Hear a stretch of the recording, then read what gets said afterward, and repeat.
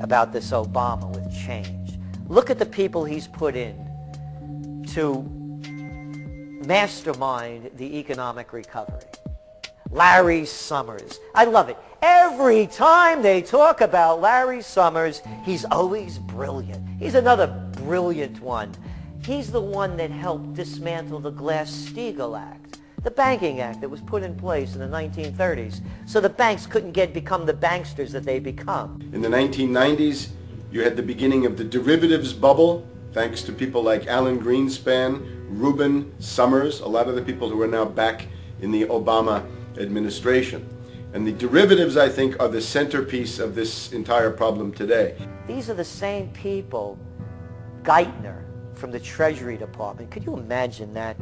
Now we have the U.S. Treasury Secretary, who also is a Robert Rubin protege of the Larry Summers group, that dismantled Glass-Steagall and broke apart the regulations that would have prohibited the banks and brokerages from becoming these criminals. He was the former president of the New York Federal Reserve, and now he's our Treasury Secretary. And as we all know, the Federal Reserve is as federal as Federal Express. It's a private bank. And now we've put this guy in charge of it? I mean, Wall Street has hijacked Washington in broad daylight. Every single one of his appointments support the status quo. Every one of his appointments are there to screw the American people. Every single one of his appointments are people who are working to bring down the Republic and the Constitution of this country. Secretary of the Treasury, Timothy Geithner, Bilderberg Group and Trilateral Commission member. Secretary of State, Hillary Clinton, is a Bilderberg and CFR member. She is also married to Trilateral Commission member William Jefferson Clinton. Ambassador to the United Nations, Susan Rice, Trilateral Commission. National Security Advisor General James L. Jones, Bilderberg, Trilateral Commission, and CFR. Deputy National Security Advisor Thomas Donilon, Trilateral Commission, CFR. Special State Department Envoy Henry Kissinger, Bilderberg Group, Trilateral Commission, and CFR. Chairman, Economic Recovery Committee, Paul Volcker, Bilderberg Group, Trilateral Commission, Council on Foreign Relations. The Director of National Intelligence, Admiral Dennis C. Blair, Bilderberg Group, Trilateral Commission, CFR. Secretary of Defense Robert Gates, Bilderberg Group, Trilateral Commission, CFR. Deputy Secretary of State James Steinberg, Bilderberg Group, Trilateral Commission, CFR. State Department Special Envoy Richard Haas, Bilderberg Group, Trilateral Commission, and President of the CFR. Obama Presidential Advisor Alan Greenspan, Bilderberg Group, Trilateral Commission, CFR. State Department Special Envoy Richard C. Holbrooke, Bilderberg, Trilateral, CFR. And the list goes on and on.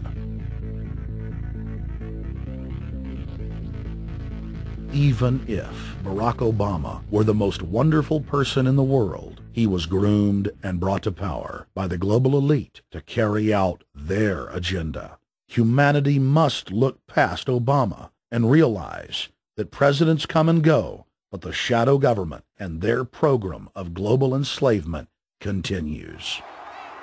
How could people be so stupid and gullible to believe a bunch of political people? So people who voted for Obama were trying to express, I think, first of all, something worthwhile. The hatred for Bush, Cheney, the neocons, the desire to punish the Republicans for their adventures, their police state, and their economic depression. The second question was on the economy.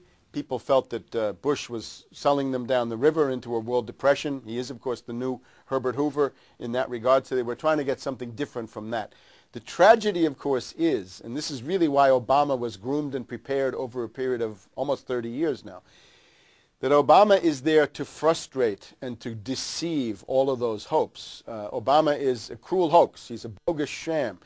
He's an absolute denial of everything that you'd expect from an American president. It is very disturbing to see well-meaning people falling for high-tech propaganda over and over again. It happened after 9/11. The American people en masse were swept into a mob psychology, irrationally throwing their common sense to the wind and doing whatever the administration told them to. The general public eventually caught on to the fact that George W. Bush was a deceitful thug and that the economy was in freefall. In the midst of it all, Barack Obama was there, speaking out against the abuse of the people at the hands of the establishment. With the election of Barack Obama, the world rejoiced that the United States was no longer in the hands of madmen. But unfortunately for humanity, this was another vicious fraud. I want to like the guy. He speaks gently, he's intelligent, he seems to be a man of peace. He is just as charismatic as they come. But you know what? Is that a tree is really, really measured by the quality of its fruit. And when you kind of put away all the flowery words, when you put away all the rhetoric, when you put away all the rock and roll music, what he does is what's important for the people of this country, starting with the truth. Obama is notoriously a liar. He promised that he would get out of Iraq, I think within 16 months at some point. We had Samantha Power telling the Scotsman that he wouldn't be bound by those promises, and sure enough, he's now not going to be bound by those promises. Obama pledged in hundreds of speeches and interviews that within 6 months of being elected, he was going to bring our troops home from Iraq. But after he was inaugurated, the story changed. Now he said that they would look at bringing some of the troops home in 16 months. 2 weeks later, his story had changed again. Now the administration would look at bringing the troops home in 23 months. Well, Obama's already fudging. He's fudged since day one in this election, where he first said we're getting out. Well, now it's a timetable, and now it's da-da-da, because they're getting to him. They're understanding that, and he ain't going to be able to get him out because people more powerful than him got us in. When he first ran, remember, he was going to take the troops out.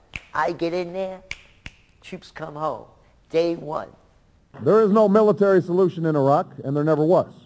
I will begin to remove our troops from Iraq immediately. And then that went to 16 months. And now he's going to add, they're saying, another 30,000 or more troops to Afghanistan. Next, he sent 30,000 more Marines to Afghanistan, doubling the total number of forces in the crosshairs. Barack then announced that he was going to move missile systems into Eastern Europe to encircle Russia. But after all, what should we expect after he kept Bush's Secretary of Defense Robert Gates? The outcome of this policy is if you're constantly meddling near the Russian borders with these fascist creeps, IMF, NATO agents like Yushchenko of Ukraine or Saakashvili or Georgia, or these Kaczynski twins in Poland, or various collections of people in Latvia, Lithuania, Estonia, you're tied to these gangsters, and if they decide to start a war, that rapidly escalates into thermonuclear World War III. This is worse than the neocons. Bush and Cheney never got as far as Brzezinski, Soros, and the other people running Obama. Barack Obama swore that he would vote to repeal the Patriot Act, but then he voted for its reauthorization. Obama decried the Bush administration's illegal warrantless wiretapping of the American people. Then he voted to legalize it. Obama pledged that he would filibuster any attempt to give retroactive immunity to the telephone companies, the telecom companies, except he then turned around and voted for that bill. Most people don't know, for example, that he voted to reinstate the Patriot Act and more government wiretapping. Candidate Obama told desperate factory workers in speech after speech that he was going to renegotiate NAFTA and GATT to make it more fair for American workers. It is absolutely true that NAFTA was a mistake.